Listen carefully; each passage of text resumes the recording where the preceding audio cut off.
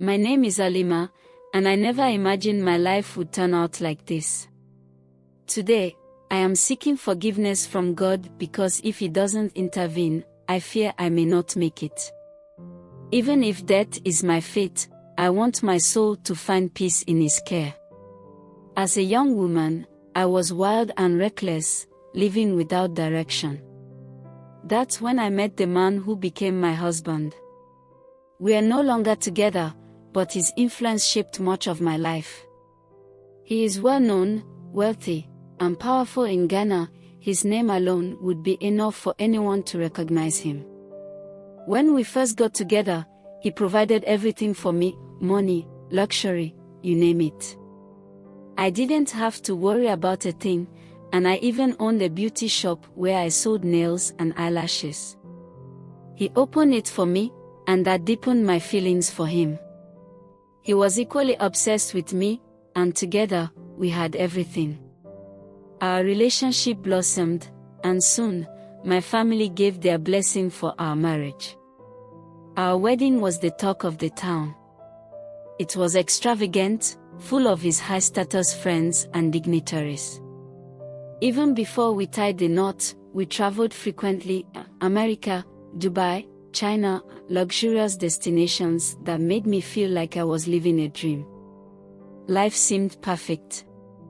Then, just after our wedding, he told me about a couple's retreat with his friends and their wives. It sounded exciting, so we packed up and headed for the retreat.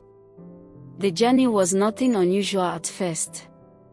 We left Accra, and along the way, more couples joined us in fancy cars. The mood was carefree, and we made several stops to relax and enjoy the trip. I was thrilled, feeling like I was part of an elite circle.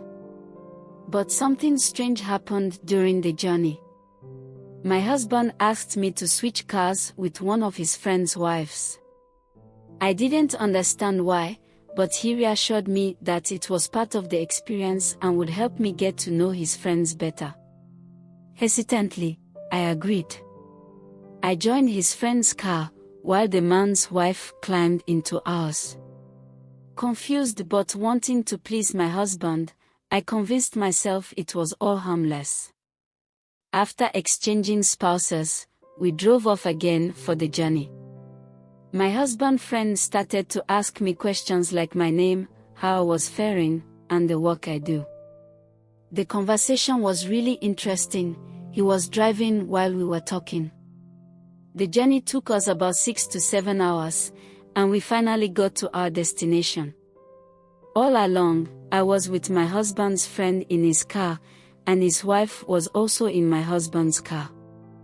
They took us to a very big hotel, but because of security reasons, I can't also mention the name of the hotel. It was very beautiful. When everyone got down, she moved back to her husband, and we all went to the hotel. We got there somehow late, and reservations were already made, so my husband and I went into one of the rooms where we had our bath and supper, and then we went to sleep. Early the next morning we were all called, and we went to gather at a very big table with all varieties of foods and drinks. Just eat and drink what you can, and just enjoy yourself.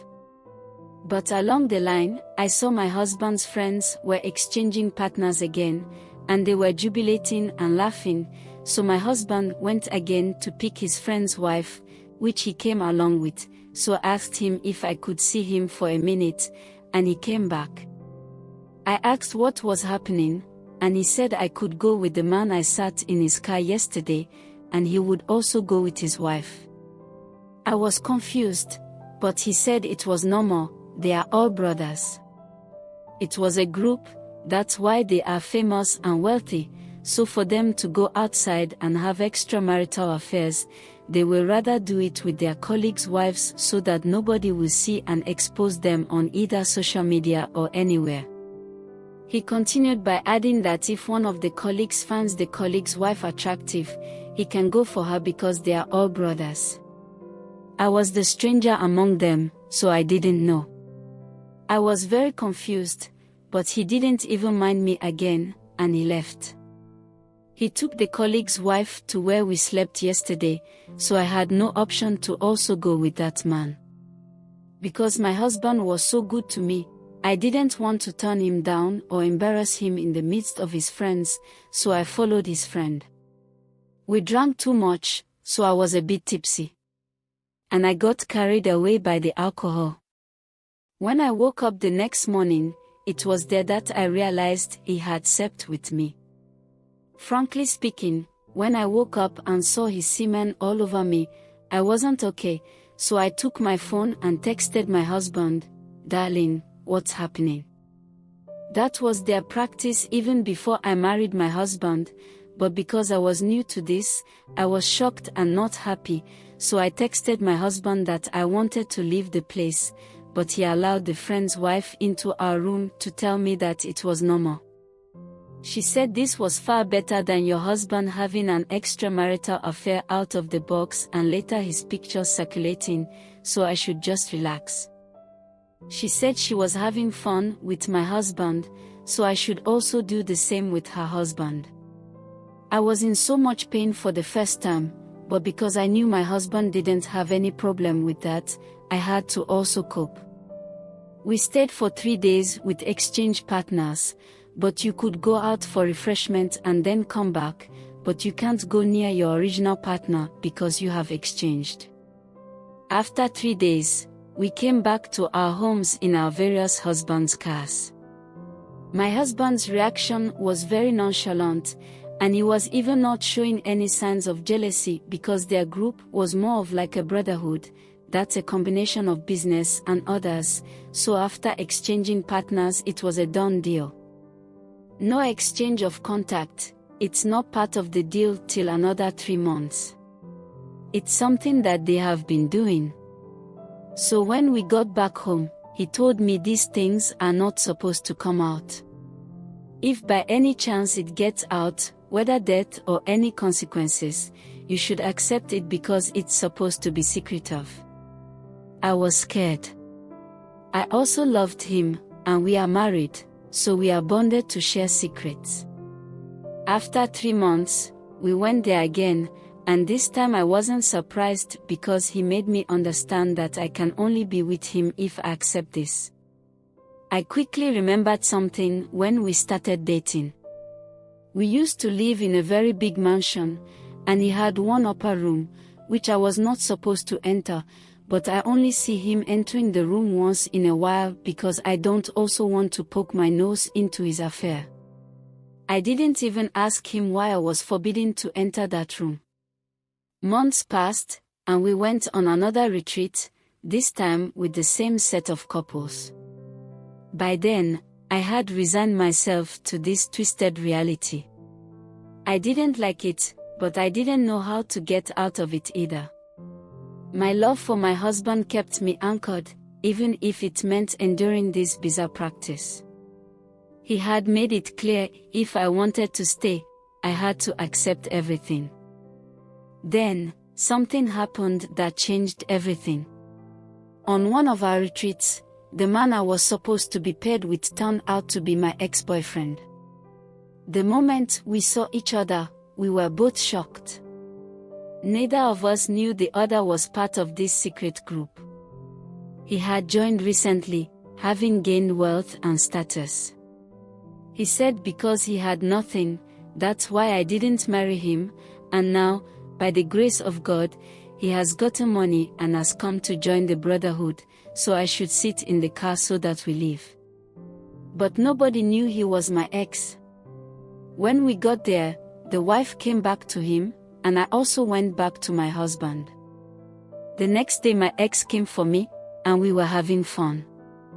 The rules of the group were strict, no contact outside these retreats, but my ex and I broke that rule.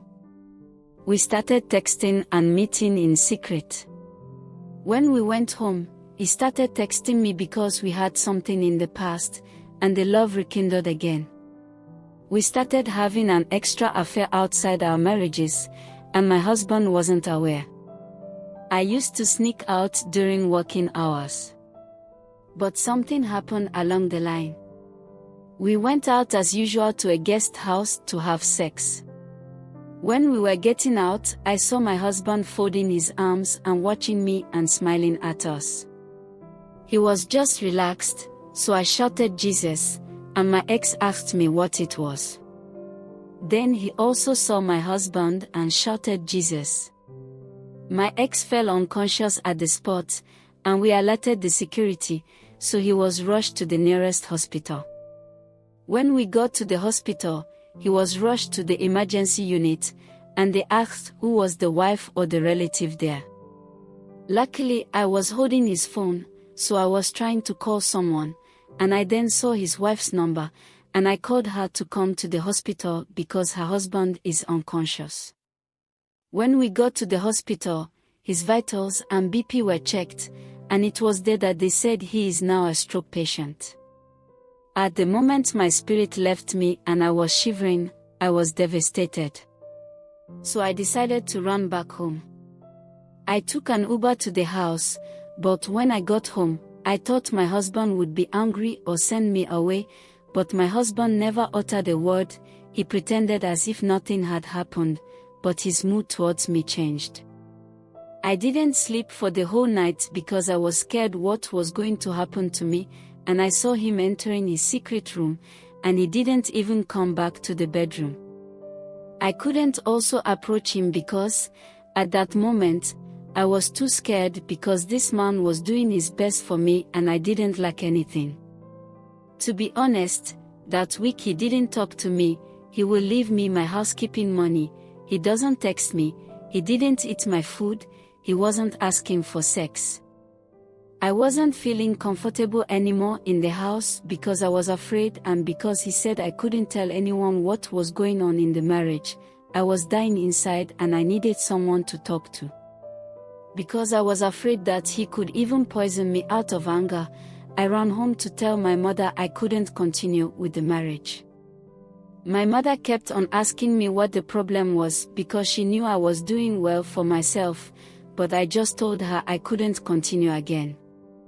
Out of that, my mother got so worried that she couldn't just let this matter slide, so she is going to ask my husband what the problem was. She went there with my brother. But when they got there, my husband told them he is not holding anything against me, so they should rather find out from me what the problem was. But anytime my mom asks me, I just tell her I just can't marry again, so my mom had no choice but to help me pack my things from my husband's house. When we got there, my husband opened the gate for us to pack, and he was standing at the entrance.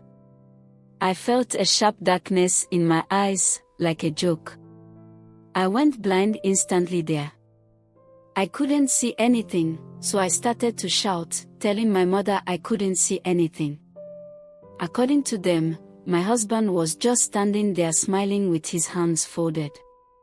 Since that time we had been roaming for cure of my eyes, but to no avail, be it physical or spiritual.